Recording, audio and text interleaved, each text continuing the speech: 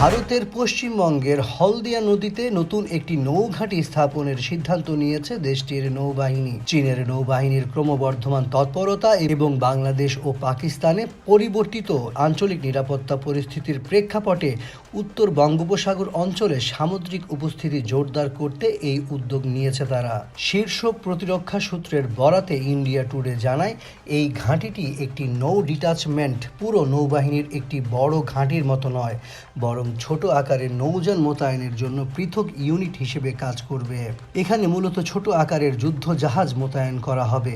এই নৌঘাঁটির জন্য হলদিয়ার বিদ্যমান ডক কমপ্লেক্স ব্যবহার করা হবে। এতে অতিরিক্ত অবকাঠামো গড়ে তোলার প্রয়োজন কম হবে, তাই ঘাঁটিতে দ্রুত কার্যক্রম চালু করা সম্ভব হবে। প্রাথমিক পর্যায়ে একটি নির্দিষ্ট জেটি নির্মাণ এবং জাহাজ ও নৌসেনাদের কার্যক্রম পরিচালনার যাবতীয় অবকাঠামো গড়ে তোলা হবে। হলদিয়ার এই নৌঘাঁটিতে ফার্স্ট ইন্টারসেপ্টর ক্রাফট FIC এবং ৩০০ টন ওজনের new water jet first attack craft মোতায়েন করা হতে পারে। এসব উচ্চগতির যুদ্ধ বিমানগুলো ঘন্টায় প্রায় ৪০ থেকে ৪৫ নটিক্যাল মাইল গতিতে চলতে সক্ষম এবং দ্রুততার সঙ্গে সামুদ্রিক অভিযানে সাড়া দেওয়ার মতো সক্ষম করে তৈরি করা হয়েছে। এই জাহাজগুলিতে CRA-র ৯১ কামান থাকবে।